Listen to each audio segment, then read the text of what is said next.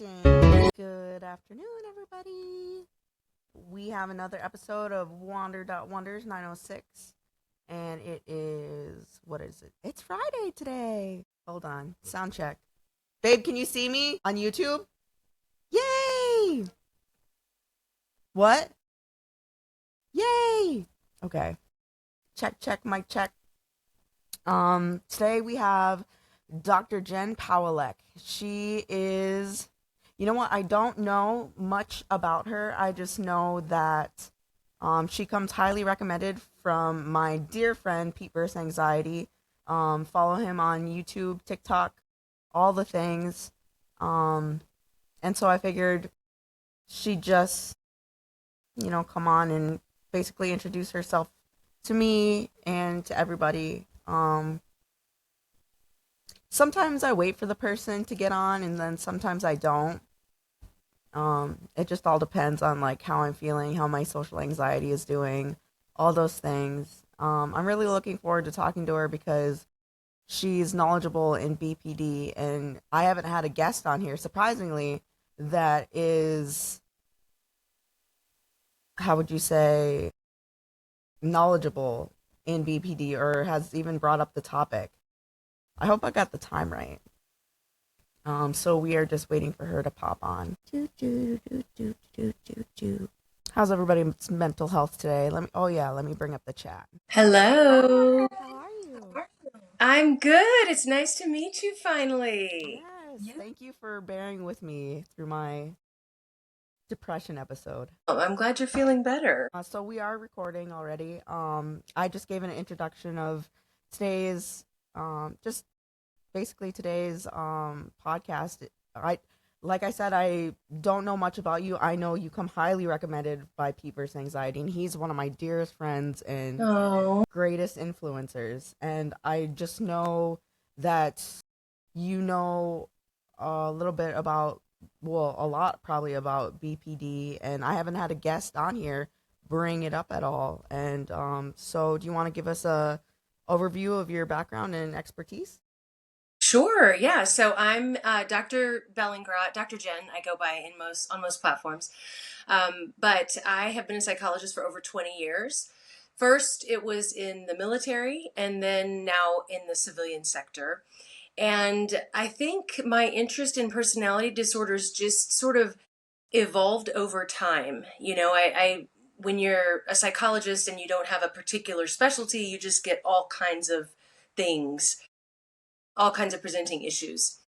And what I noticed over time was that people with BPD, working with them was incredibly rewarding because a lot of times, by the time they came to me, they were feeling so desperate, so hopeless, and there was a lot of room for improvement. Like they were at the bottom. And so there was a lot of room for improvement, and watching them grow, I just found it gives me chills. I just found it so rewarding because I could be that person who could say, it doesn't have to be this way. You don't have to go through life like this. There's a different way. There are 100 different ways. And so I came to specialize in BPD because I loved it so much. I loved helping people see a different way. And then my colleagues started to refer people to me for personality disorder treatment. As you know, I'm sure BPD a lot of times gets a bad rap. I don't think it's deserved. I think that we're all broken, BPD or not. We're all broken. We all come with some baggage. Nobody's perfect. You can't live this life for more than 2 seconds without there being something that you experience that affects you in some way, what I call a significant emotional event. Whether that's traumatic or something less than that, it's still a significant emotional event. So anyway, I saw how rewarding this was, how much better these people felt, how they could leave me and go on and live their lives. And I don't know, it was put on my heart to specialize and do that. And again, people with BPD get a bad rap, so my colleagues were very eager to refer those patients to me, and here we are. Now, when people come to you, do they already know that they have BPD, or do you have to tell them sometimes that that's what it is that you are feeling? At this point in my career, in my community, most people have an inkling that there's something like that, or they've been told that, or they will get referred to me for, let's just say, significant emotionality. And so then I'm the one who says, okay, have you thought about this? Like, and I'll start asking questions using some of the criteria. I'll even have, I'm very direct with people because life's too short to be any other way. And so I'll say, hey, for homework, go look up these criteria. Make sure you get a reputable source, like have it be from the DSM, and see what you think. See if you think that fits you. That's kind of what I'm thinking, but you live in your body, in your head, so you go see what you think. So it's sometimes they're aware, sometimes they're not, but they're quickly made aware. And here's the thing. The DBT stuff that I use, the emotional regulation and interpersonal communication stuff that I use it with everybody because we can all be emotionally reactive, right? Like it's just that people with BPD tend to struggle with it more often and more intensely. So I use those skills with everybody. I use them a lot in marriage, which is my other specialty. That was the topic of my first book, in helping people, in couples work together to regulate emotionality. Because no one knows you as well as your partner a lot of times, and so they know what buttons to push. Whether they do it on purpose or not is a separate discussion. But they push those buttons, and we have this tendency to react in very big ways. So I use the DBT stuff, the emotional regulation stuff, even in the couples therapy that I do. Everywhere. I use it everywhere. And like, how would you, for somebody that doesn't know or thinks that they know or like has just a small, just what is BPD and how is it different from other like bipolar disorder or PTSD? Okay, so BPD versus bipolar disorder is usually the most common confusion, right? So that's actually my most popular video on TikTok is talking about BPD versus bipolar disorder. So people are very curious about that. And the difference is that BPD, borderline personality disorder, is a personality disorder. Bipolar disorder is a mood disorder. So that's the main difference, is they fall in completely different categories. The biggest difference that I see people challenged with is the mood lability, the mood ups and downs, the mood fluctuations, because we see those in both disorders. Now, the catch is with bipolar disorder, you're generally looking for days, weeks, or months of mania and then depression. So it can be, a few days, it can be several weeks. Some people stay in one phase or another, one stage or another for months. BPD, you can see mood changes and mood lability within seconds, minutes, hours. Sometimes it's days if someone goes a while and they're not triggered. But it's the fluctuation, the frequency of it that generally makes the distinction. And some people will argue that, well, there's a rapid cycling type of bipolar disorder, right? Yeah. And so does that, could that not be what you're saying is BPD, Jen? Could that not be rapid cycling bipolar? Listen, anything's possible, but to me, it's highly unlikely that you're going to cycle, that someone with bipolar disorder is going to cycle that quickly within seconds, minutes, hours. Now, it is possible that they have both conditions. I do see that. I have some patients with both. And so that's a tough road. But if we can learn to do self-care and do things that help with bipolar disorder, maybe some medication, maybe not, maybe some supplements, it depends on the person. And then we can treat the borderline personality disorder with something like DBT skills. They can still regulate. They can still live a successful and happy life. So the biggest difference, I think, is the fluctuations, the frequency of those changes in mood. The other thing that I'll say is I see BPD as an information processing disorder. So it is a personality disorder by definition, but it's an information processing disorder, which means information comes in. This is for everybody. Information comes in. We filter it through different lenses. So our perception, achieved through our five senses, we filter that. It becomes our perspective. Perspective is reality. Perception is not reality. Perception is just the receipt of the information. Perspective generates reality. Out of that perspective come our thoughts. From those thoughts, we get feelings and then we get behavior. Thoughts, feelings, behavior. Always, always, always. There's no other path. So, with the thoughts, if we can intervene for people with BPD at a thought level, we can change their reactions.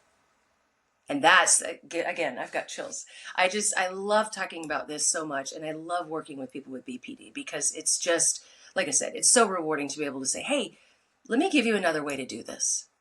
And the other thing I think that's crucial, I shouldn't leave this out, is you have to first understand why you behave the way you do. People are far more likely to change their behavior if they understand why in the world they're acting that way in the first place.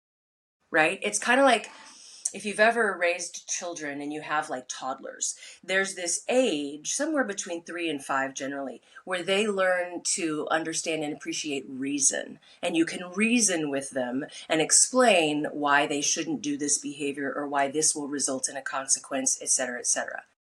It's that age, it's almost magical, where they can understand the reasoning, and then we see that they are far more likely to comply if they understand. Oh, if I take my dolly to school, this happened with my daughter. If I take my dolly to school, she might get broken, somebody might steal her, somebody might play with her and accidentally hurt her, the teacher might take her because it causes a problem that I brought my toy in. Okay, let me leave her here and I'll play with her after school. Like it's so fascinating to watch. Well, toddlers are no different than adults in that way, right? Once we understand why, we're more likely to comply. So I think helping people understand family of origin, nature, and nurture components to their behavior makes them much more likely to change it. And they feel, I hate this word, but it's a word I hear a lot. It makes them feel less crazy. So if I can help them understand why they're behaving that way, they're like, oh my gosh, okay, I'm not out of my mind. I'm not crazy. I'm not insane. I'm not loony. I mean, I've heard all the descriptors, right? So it's like this relief that washes over them, which then empowers them to do something different. That definitely resonates because I'd say I'm 33 right now, and in 2017, I don't know how old I was. Like, I'm not good at math. 23? So 8 years ago, Would that be 23? 24, 25, 26, 27, 28, 29, 33, no, 8, that'd be 24? 25. Oh, 25. Thank you. 7, 8 years ago, it depends, yeah. Depending on when your birthday is. 3/12/92. Um, and that it was right after I had my daughter. Um, and I realized like I had moved to Pennsylvania during what I would call like a manic episode when I was like 8 months pregnant. And I was out there in Pennsylvania. I didn't really know anybody. I had one good friend that I had gone to school with, and that's when I realized that like being by myself, and I was still, I don't know if it was postpartum or probably part of my BPD too, that I didn't know that I had it at the time. I just was really miserable by myself, and then that's kind of when I decided to do something about it. And so I started going to therapy. Well, I checked myself inpatient, and then I started to go to therapy after that. When I was inpatient, they diagnosed me as bipolar. But when I started listening, I started doing my own research and like going to online support groups. Like, I don't know if you've heard of heypeers.com. They've got, it's a great online resource for support groups for PTSD, borderline, bipolar, all the things, music therapy, art therapy.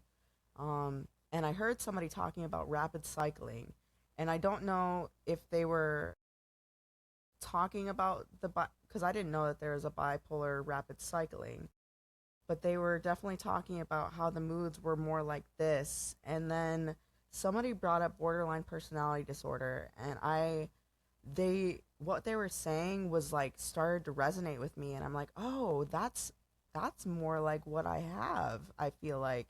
And so I started to do research, looked up the criteria, and I was like, wow, like that was so validating for me, because I was like, this whole time I thought that I was a bad person. I just but I just didn't know what I didn't know, like you said.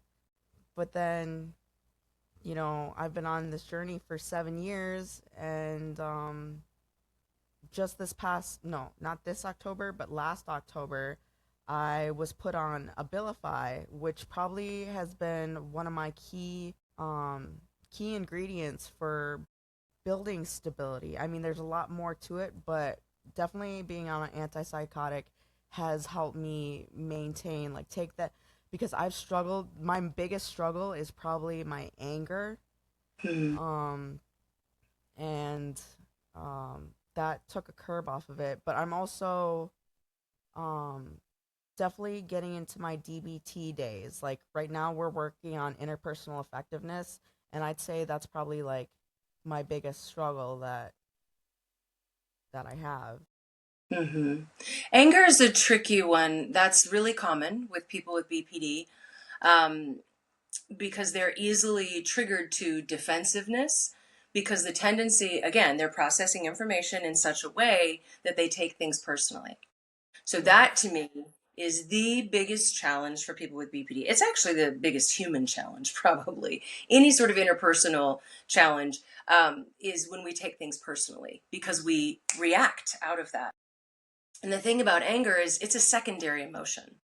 So primary emotions are sadness, happiness, and fearfulness. Those are basically the three. Everything else is some manifestation of that usually. Anger is secondary, which means anger is that part of the iceberg that you see above the surface, but 90 to 95% of the iceberg is actually below the surface. So, what it is that's driving the anger is what you have to figure out. Why do I get so mad when XYZ happens? Or when this person says ABC? What is going on for me, right? Like, anger is very easy to get in touch with. I give this example a lot where I talk about a little boy, let's call him Billy. He's like 10, 11 years old, and he's on the playground and they're playing soccer and he trips and falls face first in the grass, face plant. And he gets up and he's mortified, of course, because he's embarrassed. He tripped and fell, blah, blah, blah. And all of his friends, his peers he's playing with, are like, oh my gosh, Billy, like, oh my gosh, that's so funny, right? They're laughing at him and he's just raging. And he lashes out. It's your fault. You tripped me. If you hadn't done this with the ball, then I wouldn't have. Like externalization of blame, because 10-year-olds are very egocentric. It's all about them. And so he blames everyone else for his behavior. In adulthood, we call it narcissism, right? But he blames everyone else. Well, what's really going on for Billy, he knows in his heart of hearts nobody tripped him. Like he did that himself. But it's so much easier for him to get in touch with the anger than it is the embarrassment, the shame, the sadness, the whatever, that anger is what we see.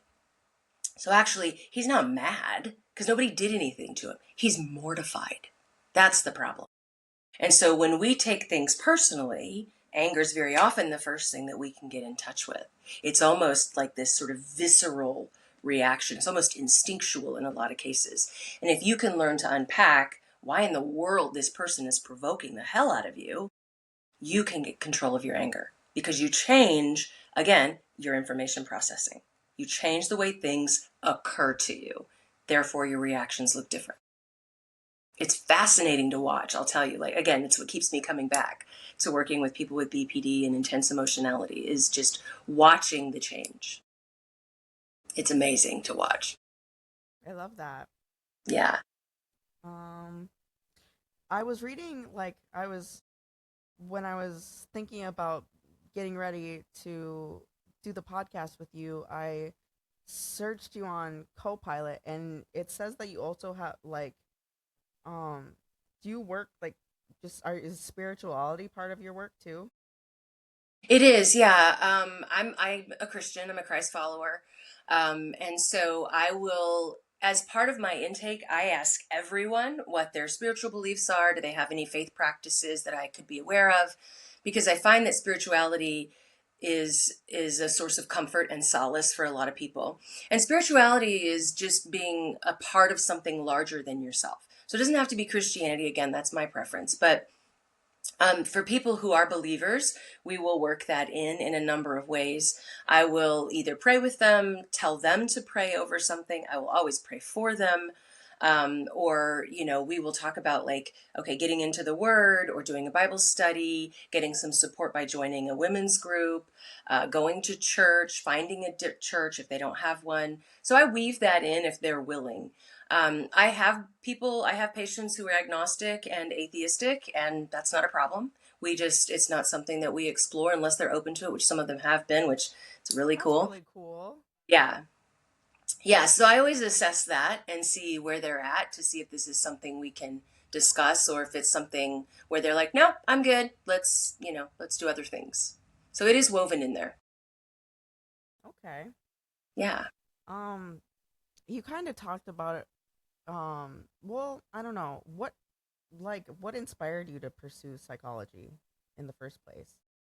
You know, that's always been a tough question for me. They ask you that when you're entering graduate school, like, why do you want to be a psychologist? Um, and I can't identify if there's something that happened and I've repressed it. That's highly possible. The brain protects us in a lot of ways.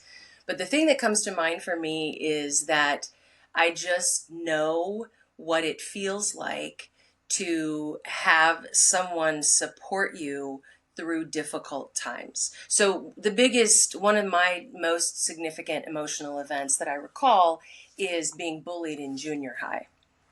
I was actually mobbed. So bullying is when it's one person, mobbing is when it's more than one person. And this was a mob. So I remember, I mean, I can see myself clear as day back then. And I remember walking through that experience, and I'm stubborn as hell. So I decided that I wasn't going to let them bully me into changing my behavior. And I continued with the behavior.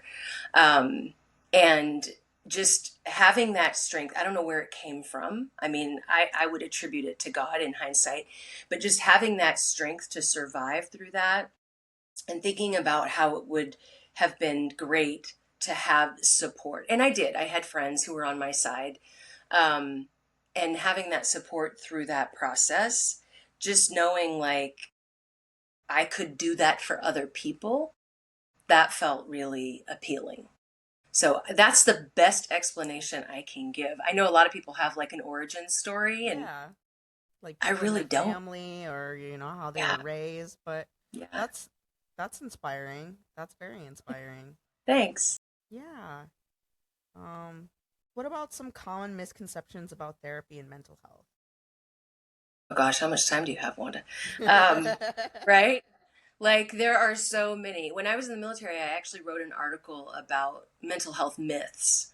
And in the military, there are some military specific myths, but a lot of them were, they apply to the civilian sector too.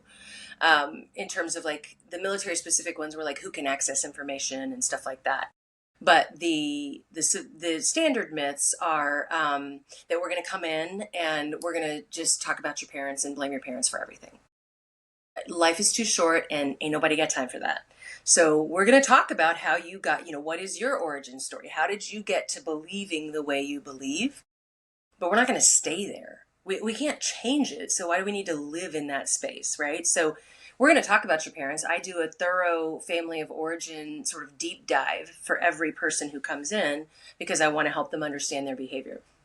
But we're not going to harangue their parents. Another one is that they're going to you're going to go in there and they're just going to push medication. Well, I'm not a prescriber. I am a huge fan of better living through modern chemistry, and there are medications that I take that I will probably take for the rest of my life, and it is what it is. However, I prefer to do therapy first. If there are some risky behaviors or things like that that we need to get under control because it's kind of a life or death situation, we're not screwing around with that. Like, we're going to get the help you need. But I always tell people, like, vitamins, minerals, supplements, in my age group, it has a lot to do with hormones. And so let's look at those avenues first. So therapy, the natural remedies, and medication. And I have a colleague who's a prescriber, and she's phenomenal. Like I would send my own children to her. And she will do like some of the natural stuff and supplements first if people prefer to do that. So it's not just about like, let me get you in here and tell you that you need a bunch of medications. That's another myth that I've encountered. Another one is, well, you're going to be in there forever. Well, I've had people who come in for a handful of sessions and they're on their merry way. And they terminate, they feel good, they've got their coping skills, we've built a toolbox for them, and off they go.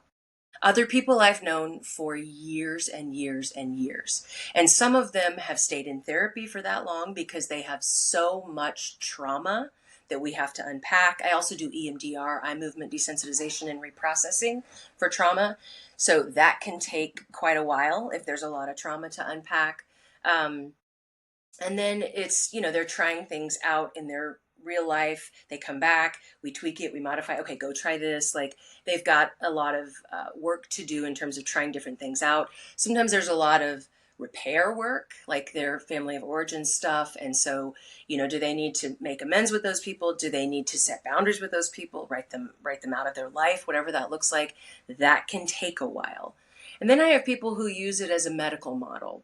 So they'll come in, they'll do therapy for a period of time, and then they're off to the races. And then, maybe 3 months, 6 months, a year, 2 years, several years later, they're like, hey, something's come up. I want to plug back in and kind of get some help on this. So it's a medical model like you would go to the doctor if you broke your arm, but you don't just go see your physician every week, generally, right? There's a reason. So they use it as a medical model. So there are lots of permutations for how the course of therapy can work. It's not that, we're all a bunch of money grubbers and we're trying to keep you coming in every single week for the rest of your life. No, I want you to get your skills and get on with your life, right? Those are the myths that really stand out. Are there any that come to your mind that I could dispute or refute? I don't know if you could dispute or refute it, but I know that when I first went into therapy, I was thinking that my therapist was going to tell me all the things that I need to change to get better. And that was not the case. That was not the case. It was really, um, she more or less guided me to let me find out what I needed to do. For a long time, she let me talk about why I was mad about the things that I was mad at. And I feel like that took like 5 years, 6 years for me to realize that. And there was some like repairing and boundary setting that happened during that time.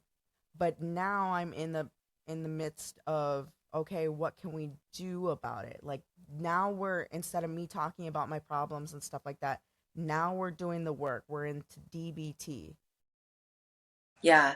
So I think, my approach is pretty direct, because people, again, by the time they reach me, they're pretty unhappy. Some of them feel desperate or hopeless or helpless. And so I'm going to be pretty direct about, like, okay, let's identify why you're behaving this way. You didn't buy this behavior pattern off the shelf at the grocery store. Like, nobody wants to misreact or hyperreact to things. Nobody loves doing that. I mean, I suppose there are some people who do, but they're probably actors, right? So most people don't relish that. So you didn't buy it off the shelf. You didn't ask for this. Let's get to the bottom quickly of why you behave this way. And then here, let's try these things out. So sometimes there is a lot of unpacking to do. I try really hard to make those connections. I do the family of origin work as part of the intake. So within the first couple, 3 sessions, we are in it. And so I try to make those connections right away so people can see why they're behaving the way they are. Again, I have patients who've been on for years. There's nothing wrong with that. And sometimes there's a lot to unpack or a lot to overcome or both. Um, but I do tend to be pretty direct. I mean, I love that. I don't sit down and be like, okay, here, these 5 things you need to go out and change by, next session. But I feel like people I do want people to arrive at certain ideas on their own because that really is great. But a lot of times people just aren't, they're so embedded in their reactivity and They have behavior no patterns. idea.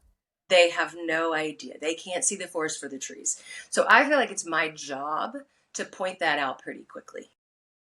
Good on you. Good on you. Thanks. I love it. I love the work. I something I run into sometimes, like people, like I've been in the mental health community for like 7 years consecutively, and I feel like I know a little bit about stuff. But something I run into, like, how would you approach a situation if somebody doesn't want to help themselves? They just have problem after problem, and anything you suggest, they don't like. They have another excuse for that problem, or they start on another problem. Does that make sense?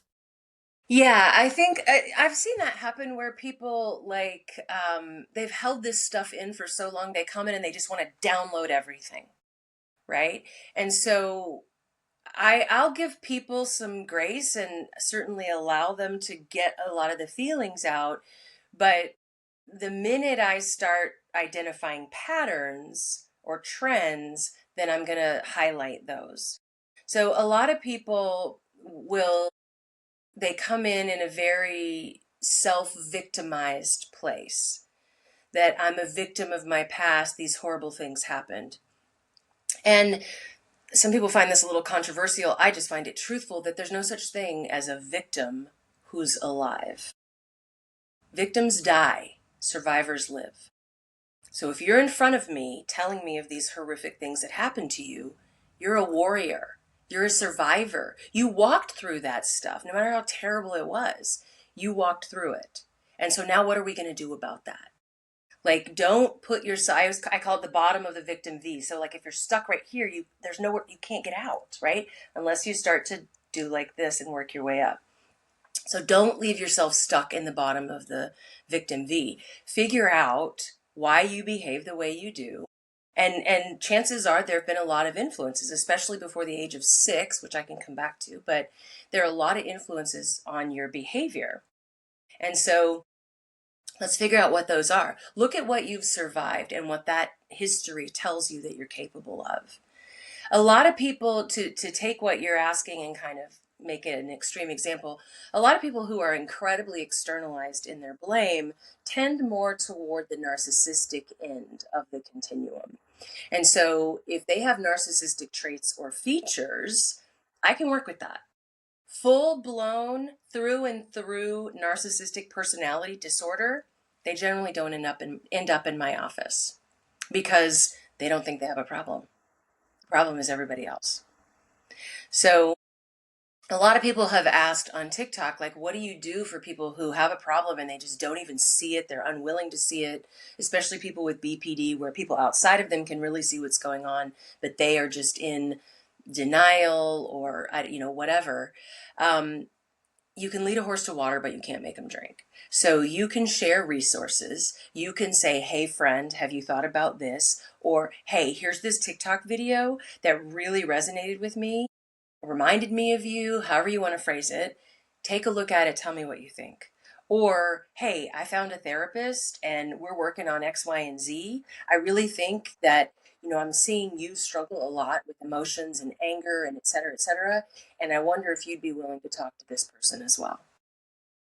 So there are ways you can share information, but you can't force them to get help, of course. I That is like very admirable. Like, how does that not how do you not let that drain you? Does that make sense?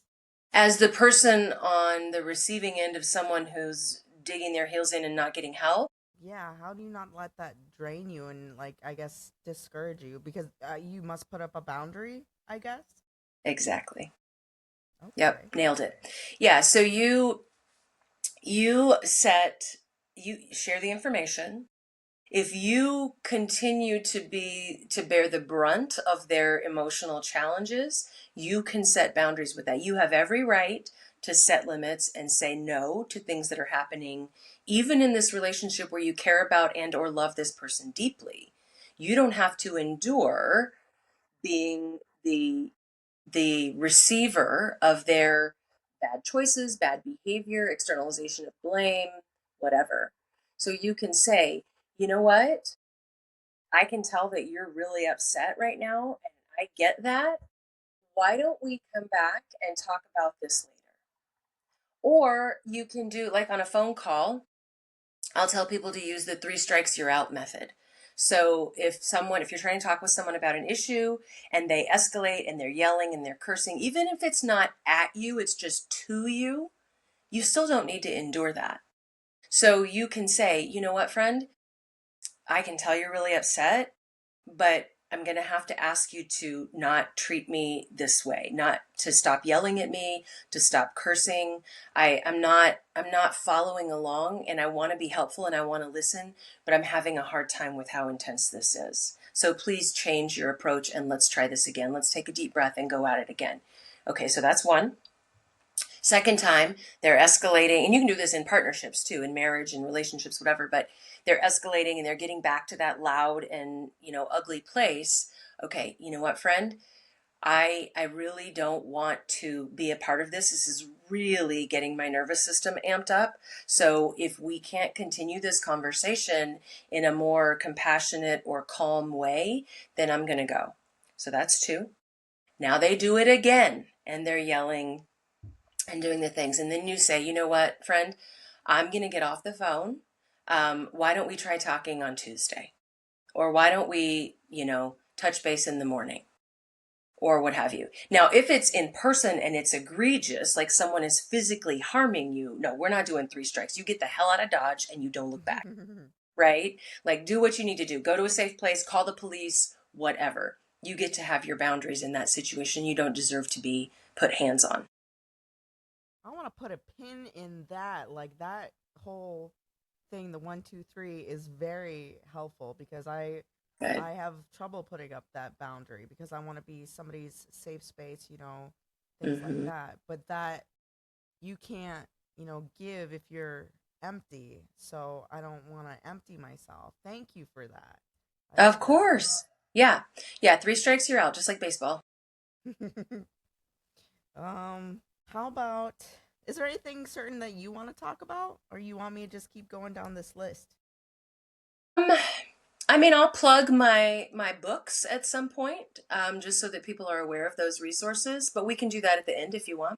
Yeah, I do think that I have your I know I have your TikTok linked, and I have your um the weekly newsletter linked, and then I have your YouTube link to the caption. But we will cover that at the end. How much time do you have? Good. Yeah, I just had some stuff this morning, so my day's pretty open. Okay, let me know if you get, burnt out or need a break or anything. Okay. Okay. Um why relapse, burnout, or self-doubt aren't signs of failure? Okay. So relapse is just a slip back to previous behavior. Remission is going fully back and staying in that behavior. So you've remitted back to the behavior. So we talk about remission. Someone's in remission when their diagnosis has gone away or been cured or hasn't been around for a very long time, let's just say. But I see remission as the other way too. So if you have BPD and you've done a bunch of work and then you're not in therapy or you don't have accountability or you're not doing self-help or group or something like that, and you go fully back to that behavior and you're stuck back there again. Relapse is like, I mean, we think about that in addiction, right? So if I'm an alcoholic and I go to excuse me, therapy, AA, inpatient, whatever, and I quit drinking, like 100% quit drinking, but I go to a party and my friends are like, oh, just do one shot with us, come on. And I do a shot, now I've relapsed. But that's a pivotal moment. What am I going to do going forward? So if I've already relapsed that night, I fell back into my old ways. If am I going to keep that way for the rest of the week? Am I just going to keep drinking and tearing it up and like screw it, I'm back? Or am I going to turn things around and say, you know what? I had a slip and I'm going to keep going. So relapse is not an indication of failure at all. It's a slip. It's a return back to a previous maladaptive coping. It I doesn't feel mean like you it can't can go also forward. be like a big part of healing too, to see how far you've come. Yeah, so I post most of my BPD content is on TikTok. That's where I post the most. That's where the audience for BPD is the strongest. And I posted about this recently. The caption was, "A person with BPD had me in tears this week." And what it was she's one of my longstanding patients who did therapy extensively for a time, and now she's medical model. So she only comes in when something's broken. And she was talking about how she handled this situation at work. This is a very historically very volatile person, many fights, physical fights in her life. Um, just this is how she went through terribly traumatic history, has lost multiple family members to suicide. Like, it's been a rough road for her. And she was talking about this work situation and how she handled it differently. And you could just see, like, it wash over her this realization that she did something different, that this person 5, 10 years ago would have, and I'm not kidding you, beat the crap out of this coworker who was giving her flack. And she was like, she channeled her woo-saw and she got all up in her toolbox and did the right thing. It was beautiful. And so it was really rewarding to see her say, like, I did it differently. And I'm like, yes, girl, that you of 5 and 10 years ago. She's like, oh no, I'd have been in jail. I've been in jail. Right? Like, she could see. So that journey has not been without ups and downs. Right? Think about it. So she's, I think, in her 30s. For me to expect that I'm working with her for a few sessions and within a month she's going to turn around decades of behaving a certain way, that's unrealistic. Like, that's radical, magical, miraculous change. And it can happen, but it's generally the exception rather than the rule. So the rule is, more often what we see is people, like I said, I give you the skills, you go out, you try it, you succeed, you falter, whatever, you come back, we tweak it, we modify, you go again, you try, shoot, it didn't work for this situation. Okay, come back. Let's figure out, okay, in that situation, that person is really a trigger for you. So we're going to do these things. Okay, go try it. Okay, that worked. Moving on to the next issue. So it's this sort of very dynamic process. It's not a one and done kind of thing. So you're gonna relapse, you're gonna falter, you're gonna slip, you're gonna go backwards. But what I tell people is, if it's one step forward or two steps forward, one step back, that's a net gain of one step. So we're gonna count that as a victory. That at the end of the day, you're moving in the right direction. So celebrate that and reinforce that within yourself and just keep it moving forward. I love that, and I think that's really important for people to know, because a lot of the times, once people fall back or get a step backwards, they just. I know for myself, I would get so discouraged, but now I'm learning that sometimes it's a blessing in disguise. So Yeah, I think it can show you, it can be a beacon. Okay, here's how far I've come, and maybe here's what I need to work on next. So it just helps you on the path of personal evolution, in my mind. It doesn't have to be, a complete remission or this terrible, awful thing. It's just temporary, it's a slip. very good. Yeah. Um, this one, I think I might struggle with this too. I don't really the concept of gaslighting yourself and how to recognize it. Okay, so did you see the webinar that I did on gaslighting yourself? I did not. Okay, so I thought that's where you got that from. So I just did, it's live right now. It's a free webinar on 7 ways to stop gaslighting yourself. And is that on your YouTube? It is it's through my website, so my training website, which is the psychoeducationacademy.com.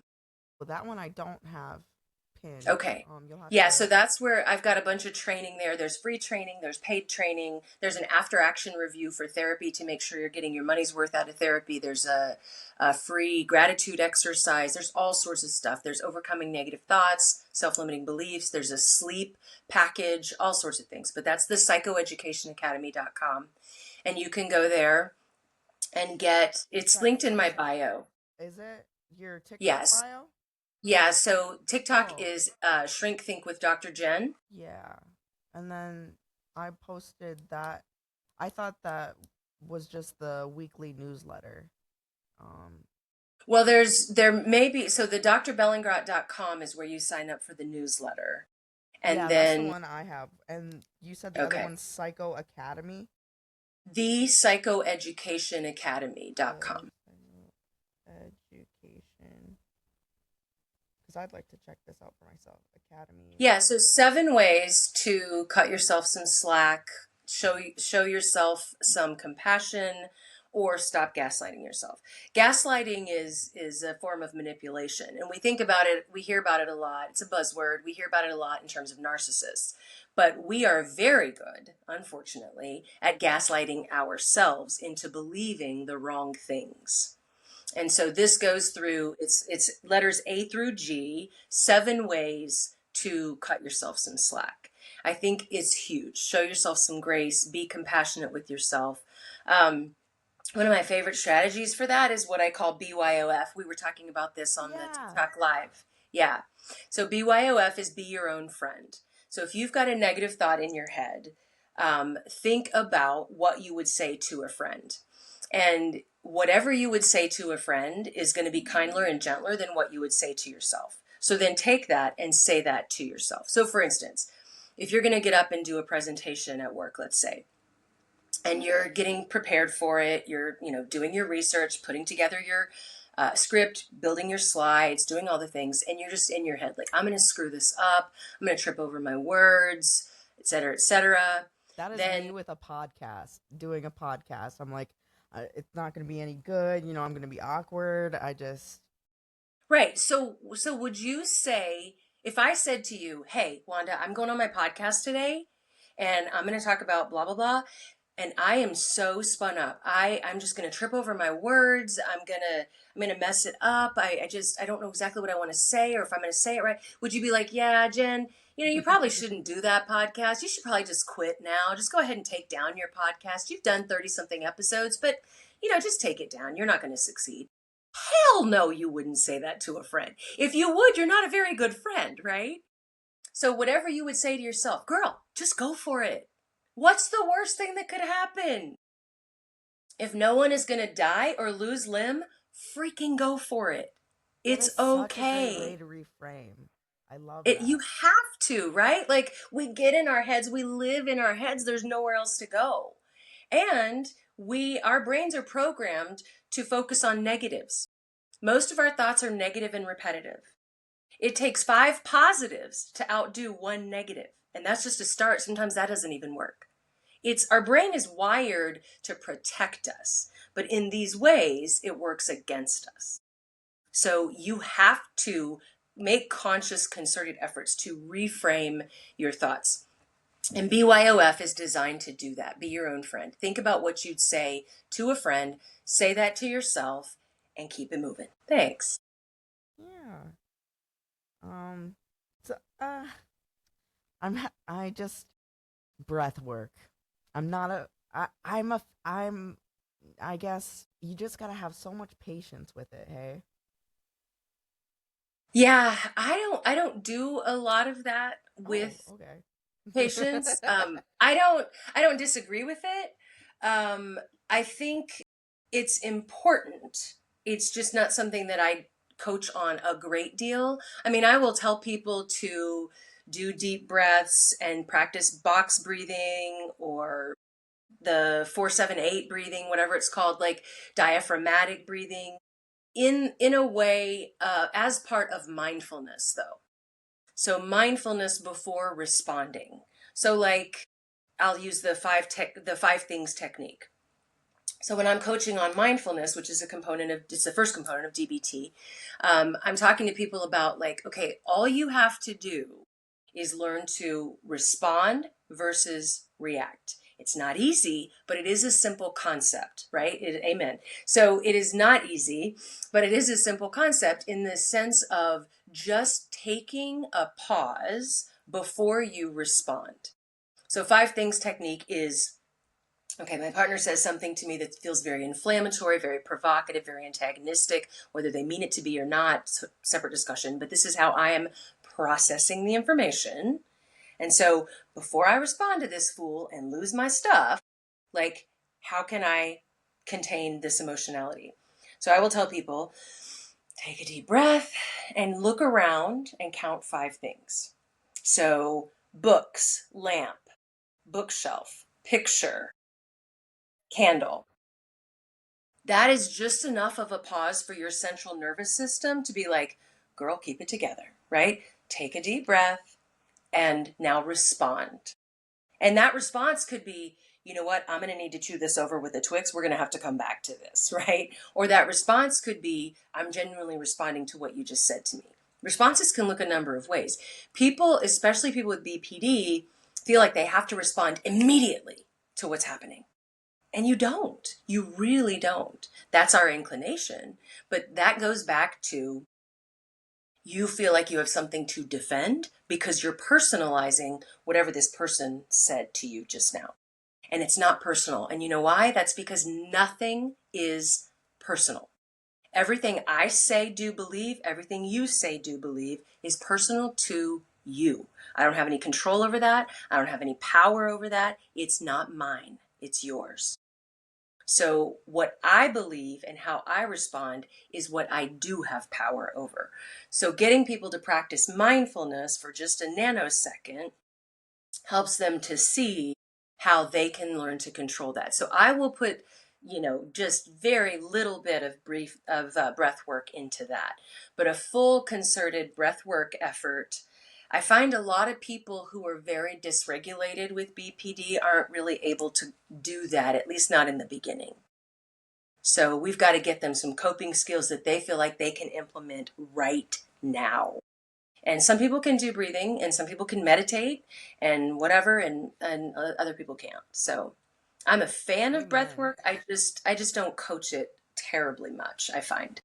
That's helpful because, like, you're right. It's hard to, when you're so heightened, it's hard to focus on that. What you were saying, um, reminds me of the quote, "Your perception of me is a reflection of you. My reaction to you is an awareness of me." I love it. Very nicely stated. Yep. Yeah, how you see me is none of my business. That's all your business and your decision. What other people think of you, none of your business. Your business, your remit is focusing on what you can control and what you believe and how you behave, and Right. inserting that mindfulness to practice and be differently. Be different, practice differently, behave differently, whatever that, however you describe that. Amen. For real. Yeah, I love it. Practical strategies for moving from insight to action. Specifically for BPD. Let's do that. Yeah. So get a coach. Really, like, get some help. Don't try to do it on your own. We're on a planet of Amen. over, right? We're on a planet of over 8 billion people. Whatever your belief system is, it doesn't matter. We were not intended to go it alone. Otherwise, we'd each have our own planet, okay? This 8 billion people on this planet, because we're supposed to be helping each other. Ridiculously paid athletes who make gazillions of dollars a year still have coaches, right? Mega millionaires who are in the coaching industry and then motivational speaking and still have coaches. That is great So, advice. right? So get a coach, because when you're in the muck and the mire of it, you can't see the forest for the trees. Got You you. can't see that if you do have the insight, That's great. Not everybody has that, so that's where the coach comes in first. But let's say you do have the insight. You're like, man, I don't know why I act this way, but I hate it and I've got to do something different. So how do I put that into practice? Well, if this is the only way you know how to be, because that's what you've learned and done for decades, you can do it on your own. You can read books, you can attend seminars, whatever, but that's a form of coaching. Like you're taking coaching from somewhere. I think with BPD and intense emotional reactivity, a therapist is your best bet because they're going to help you make those connections to understand why you act this way, give you that power over it so that you're a survivor, not a victim. And then that empowers you to implement the coping skills that they're then going to teach you. So I I don't would just say, know. I don't know where I would be without my therapist. I've become such a right, different person through right, therapy. I can't, yeah, and I take that for granted that like everybody's I don't know how I take it for granted. Like just that everybody has I have Medicaid, but I take for granted everybody has access to therapy or people just already know what I know from therapy and they don't. right. And so that's a good point. A lot of people, I get a lot of people reaching out to me on TikTok to do therapy. I don't take insurance anymore. I stopped taking insurance a while ago because that's a whole separate discussion, but it was a nightmare. And so people are like, well, look, I can't afford you. What can I do? Well, there are free resources out there, whether it's on my training platform or my website, the blog, or if it's just going online and searching like DBT or BPD coping skills or whatever, start availing yourself, start digging in, start researching. There are books that are, you can buy them used for a few dollars, sometimes a few cents, depending on what the book is. You can go to Goodwill and get books. You can go to, online and get books, but there are inexpensive resources. I have a whole list of BPD resources on my drbellingrot.com website. So start availing yourself of that. Go to TikTok, like follow my channel, follow other people's channels who are talking about what your particular issue or challenge is, and start trying to incorporate some of those things. Um, I did a TikTok recently on 3 coping skills for BPD, totally free. Go to TikTok, find it. Find somebody else who's talking about BPD. If you search BPD in the search bar, you're going to get a gazillion hits. So Yeah. just start availing yourself of that. The other thing is, I don't know what different states have. When I lived in Texas, they had community mental health resources. So there was a clinic that was open to the community, and they offered services on a sliding fee scale. So if you had zero income, you paid $0 for your treatment. If you have a small income, you pay a small fee, whatever. It's relative to your income. So whether that even exists in Texas, I haven't lived in Texas for a long time, but whether that even exists there or if it exists in other states, I'm not sure. But look for clinics with sliding fee scales, and that can help you get low cost or free services. There's no reason to not grow. The resources are out there, and if you can't pay for therapy, there are plenty of other places to start.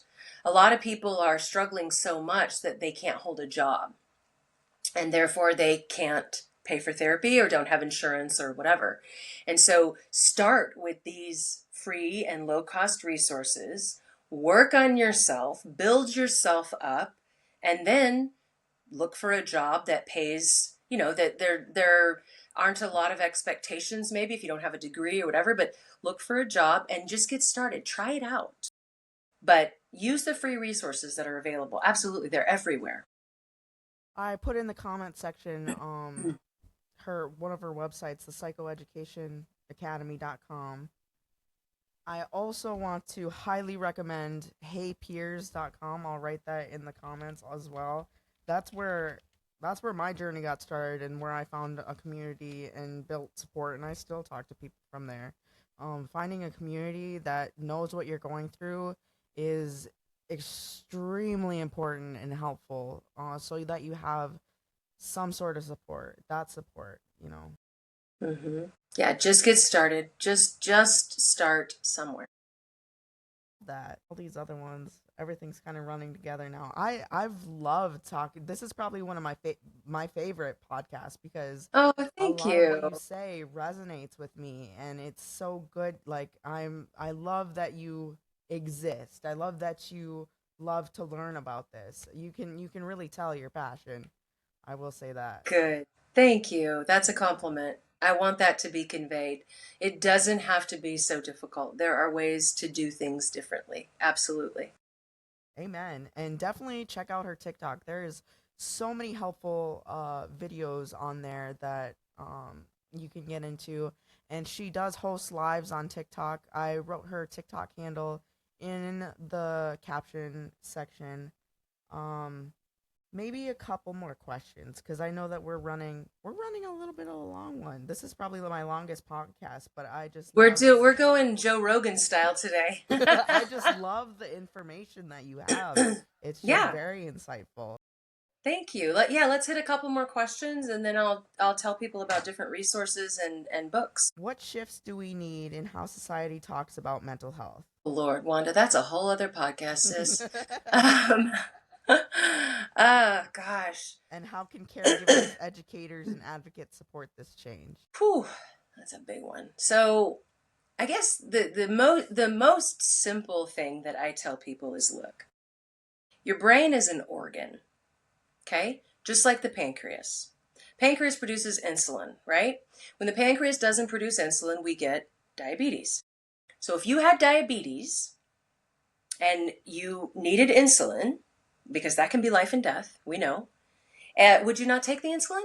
Because you think you should be able to fix it yourself or overcome it or turn your pancreas around? GTFO. I can't. Just get out of here with that, right? So you would take the insulin or you would see the doctor. You would make lifestyle changes because you're not trying to die. You want to stay alive.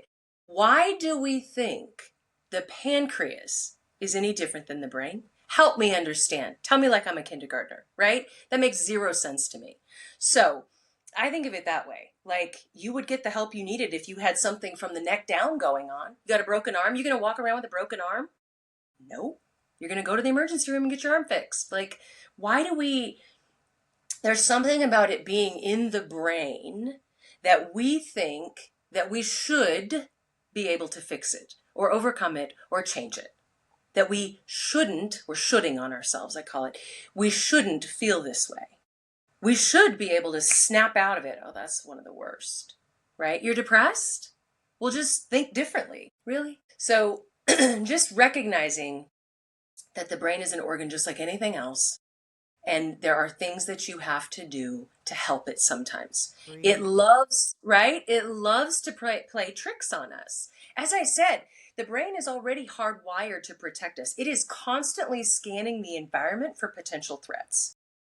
And it's very inclined to see threats where they may not exist. For example, the brain doesn't know the difference between anxiety and excitement. How messed up is that? Like, that's wrong, right? Like, really?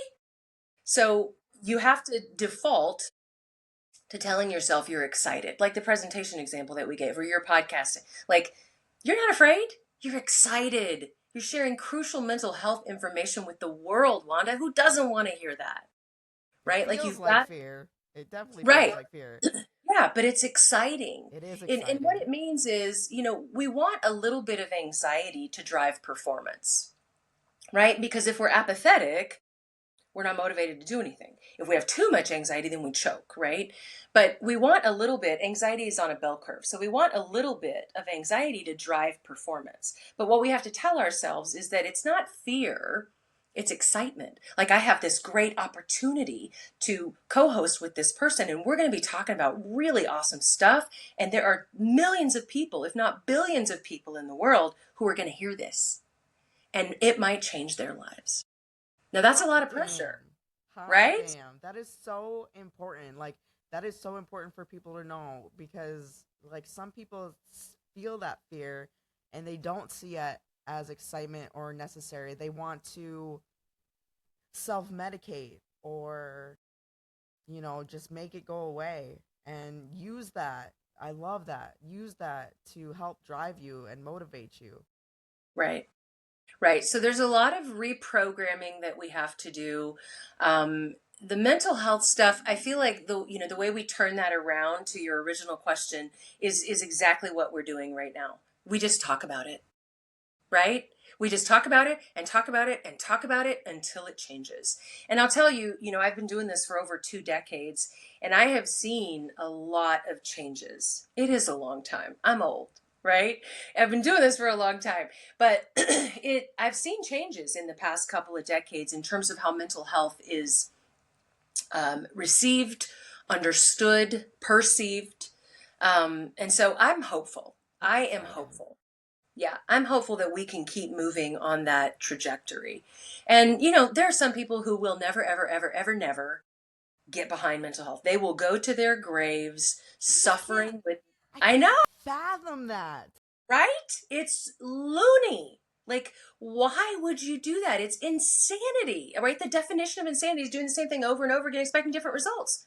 So you're going to keep running up against this wall in your mental health, and you're just not going to do anything. You're going to go home and drink a 6-pack every night to cope with it? Get out of here. Are you And serious? then die like that? I can't Right, fathom. I can't fathom. right. And first of all, it's expensive. Addiction is expensive. Whatever you're addicted to, right? Alcohol, drugs, gambling, prostitution, whatever. Like, whatever you're addicted to, it's expensive. Like, just go get the help instead. How about? Yeah, it's hard for people like you and me to understand people like that because we get it. We've done it. We do it. We're in it. We live it. We preach it. And we're just watching them like, what are you Like, you're doing? missing out on so much. Amen. Yeah, that's it. You're missing out on a better quality of life. And it's crazy to me. Like, that is crazy. You want to use the C word? That is crazy. I Amen. hate that word.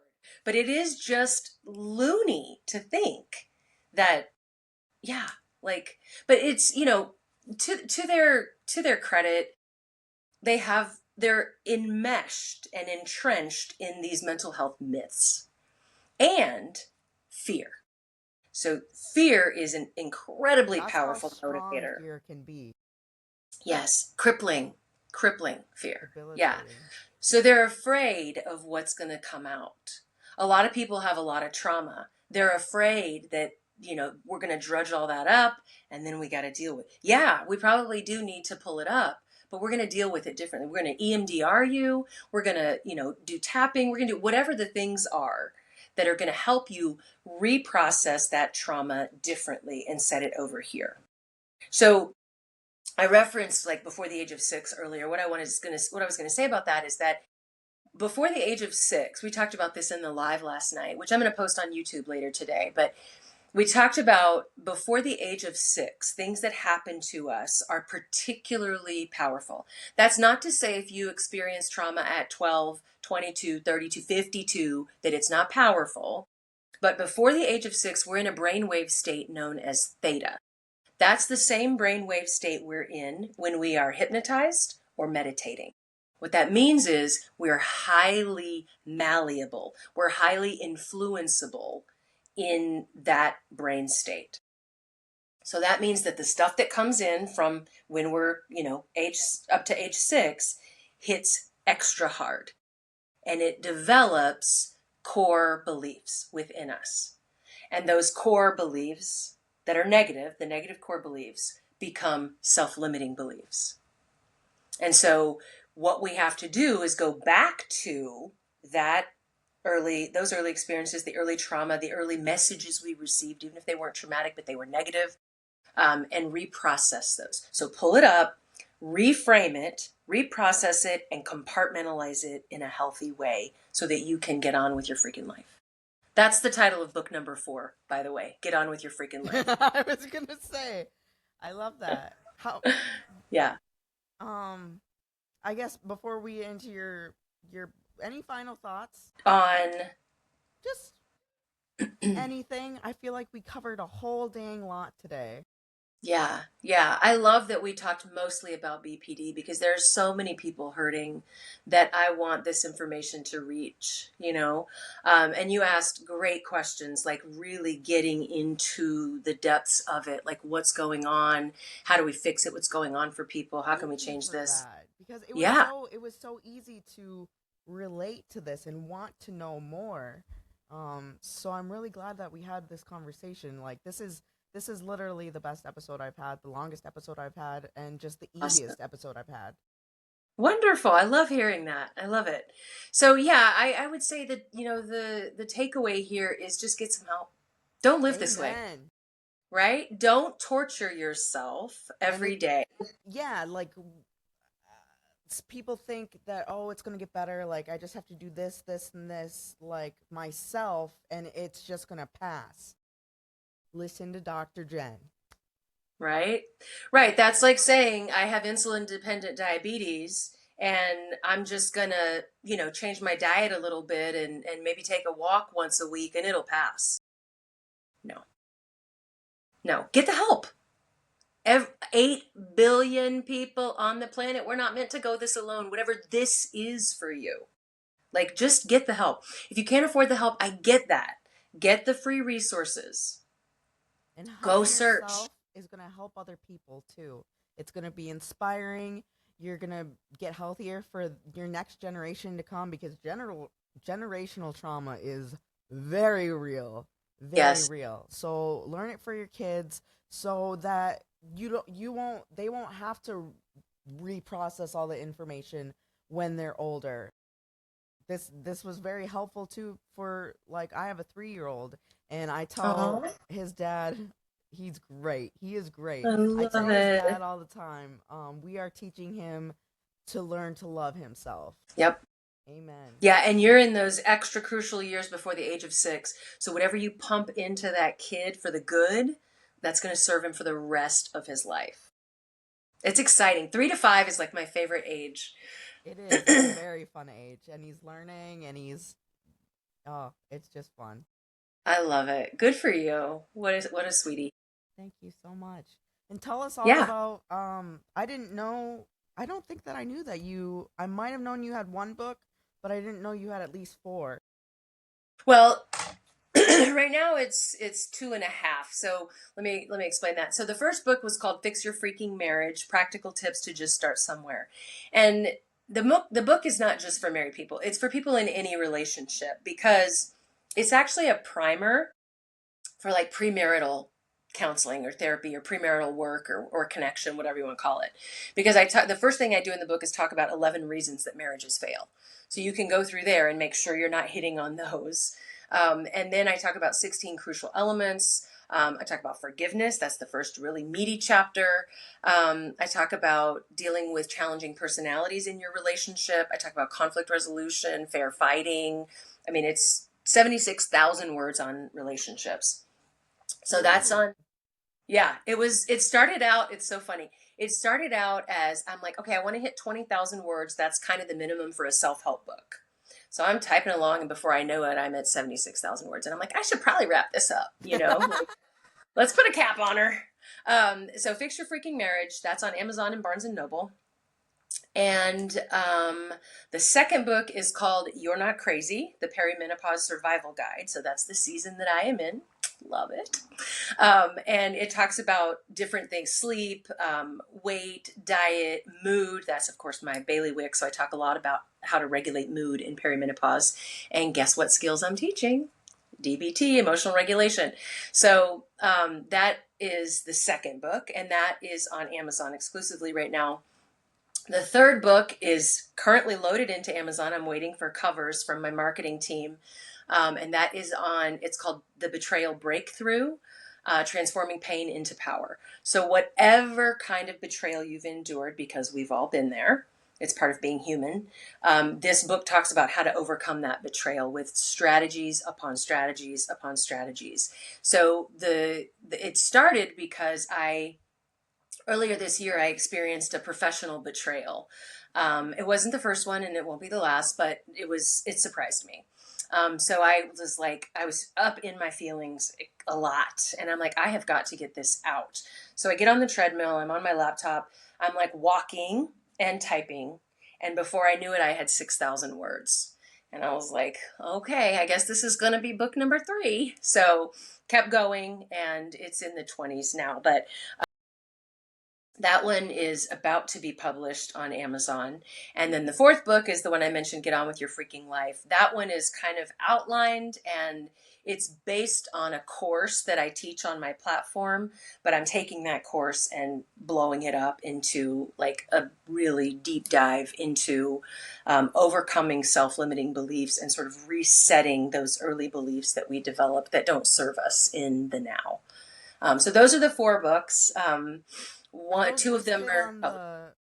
the your psychoeducation academy? And Yes, they okay, are. Hmm. good, Yeah, good. those are there. It's got like a screenshot of what the books look like, and then there's a link right to the book on Amazon as well. Okay, and I've listed that link in the comments, and I'm also gonna go back in and list it into the caption. It Yeah. sounds like we're gonna have you back eventually because you cover a vast variety of very, very great topics. Topics Thank that you. You had really good questions that are important, I think, to answer and to help people understand these things. So yeah, kudos to you. Absolutely. So yeah, so the four books are out there. The Psychoeducation Academy, drbellingrot.com is where you can get my free newsletter. Unsubscribe anytime, no hard feelings. If the content doesn't serve you, just back out. I get it. Everybody's inboxes are overflowing. Um, and then the books are on Amazon. you also Shrink have a Think. podcast, correct? Yes, yes, it's called The Psych with a Mic. So that is, yeah, that's available on all the platforms. And Shrink Think with Dr. Jen is me on YouTube and Instagram. And then my Facebook is just my name, Jennifer Bellingrot. You can find me there. That's my professional page. It's not a personal page. So I'm putting a lot of resources Cool. out and Definitely stuff gonna like add that. you. Yeah, thank you. And if you live in the Phoenix West Valley area or the Arizona area, or you're willing to travel, I am curating a West Valley Women's Summit coming up soon where we are going to learn all about boundaries, how to set them, Gee, why we need them, all of it. that's wonderful. I love that for you. Yeah, I'm excited. I'm super excited. All right. Trying to think if there's anything else. Oh, and don't forget to check her out on TikTok. If you're limited on time, watch her TikToks. They're very informative. Thank you. Yeah, Yeah. that's where most of my BPD content is. So if that's something that you're wrestling with and you don't want to do all the things because it can be overwhelming, all the places, but TikTok is probably the best place for BPD content. Yeah. All right. Well, I want to thank you again so much for coming on my podcast. Oh my Thank you for God. all the information. Just thank you, thank Absolutely. you. Yeah, my pleasure. Thank you for having me. Oh, I loved it. I loved it. Good. Have a great day. You too.